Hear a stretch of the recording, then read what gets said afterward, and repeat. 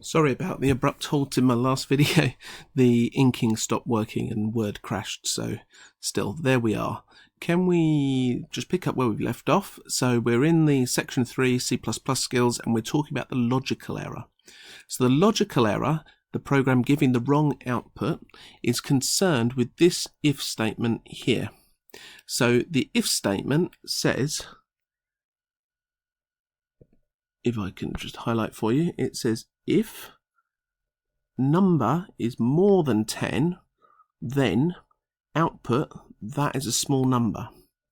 Otherwise, so if it's less than or equal to 10, that is a big number. And this is clearly the wrong way round. So there are two things that we can do to fix this. The second one we have to be a bit careful on. So the first way we could do it is we could swap the if and else cout statements. So essentially we are swapping this line with this line, and that will fix the problem. The other one, which is a little bit more tricky, and several people did this and only gave them 1 mark for it, was you can rewrite the condition. So you can say if number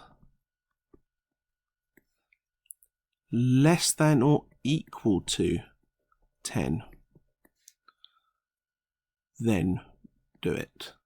So the reason for this is because it's greater than here, it means that currently number 10, if it goes in, will print that is a big number, whereas we wanted to say that is a small number. And number 9 will print that is a big number, but number 11 will print that as a small number, and we're wanting to swap these around. If you say less than 10, then the boundary moves between the two behaviours. You have to say less than or equal to, because that is the opposite of greater than. A little bit tricky, but these small things are very important. Going on to the next part, 7.02. Now this one a lot of people had a go at, but I think maybe I didn't put the problem in the clearest possible way and some people didn't understand it. But let's have a look. So we've got a drinks machine that provides 20 different drinks. A numeric keypad is used to enter the digits on the keypad. The drinks are free and a program has started the code as follows. So you need to put code in here. Now the idea was that button 1 was the first button you pressed. So perhaps you try and select drink number 0, and then button 2 would be 3. So if somebody selected button 1, button 1, 0, button 2, 3, you'd be selecting 0, 3. And then if you wanted drink 15, you would select, let's go to a different colour, button 1, button 5. So this would be button 1 and button 2. So 1 and 5, button 1 and button 2. And if you wanted drink number 79, which of course is not allowed, button 1 would be 7, button 2 would be 9. With this, it becomes clearer what you have to do. A couple of people did get the idea, but I'd say I don't think I was quite clear enough. So what we need to do is somehow combine button 1 and button 2 to make a number. So I was expecting to see something like button 1 is set to button 1 times 10. Semicolon, and then choice is set to button 1 plus button 2, semicolon. So what that means is if, for example, we take here button 1 is 1 and button 2 is 5, then button 1 starts off being 1, it gets multiplied by 10 to become 10, and then we add on the 5, so we get 15 stored in choice. The second part of it, which there were marks for, was you needed to only allow the user to select a drink from 1 to 20. So I was looking for an if statement. So you could say if drink less than or equal to 20. So that's a mark. And then obviously you could put in the dispensed drink in there, otherwise display an error. Of course, it should dispense between 1 and 20, so you could put another if inside here. If drink is greater than or equal to 1. Like that. So you'd have two nested ifs. If you're feeling flash, and we haven't done this in class yet, you could combine these two statements here by using the AND. So you say if drink, no, I can't spell drink anymore, there we are, greater than or equal to 1, and then two ampersands. No, that one hasn't gone properly, there we are. Two ampersands next to each other means and drink less than or equal to 20. So that does the same as what's up here. And then obviously that's pretty much the program complete.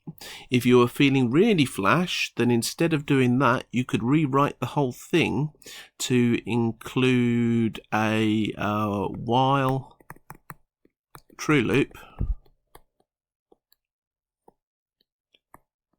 around the outside of it in order to make the program loop around and around forever and ever and ever and ever, which of course a real machine would do.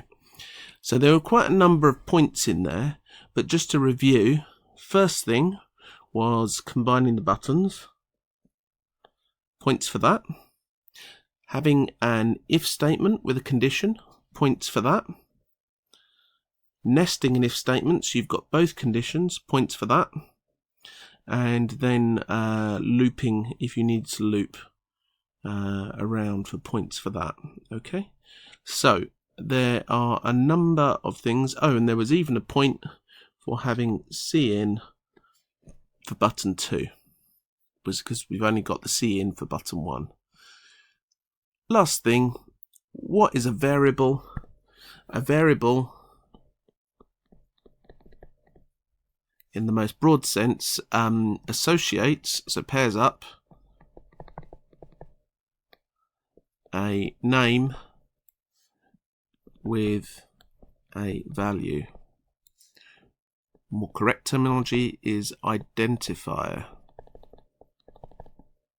So when you say x is set to 5, x is the identifier, and we associate it with the value 5. In C++, when we are doing that, what we're doing is that x is actually a pointer to some location in the RAM. And so when we say x is set to 5, it overwrites that RAM part of the RAM with 5. If then we say x is set to x plus 1, then what it does is it overwrites 5 with 6 because it adds 1 onto it. So a variable associates an identifier with a value, or you can say is a name for a location in memory.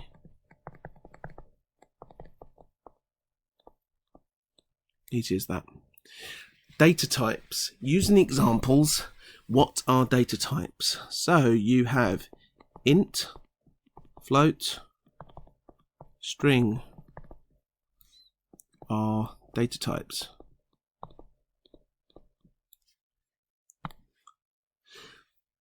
A data type tells us what kind of data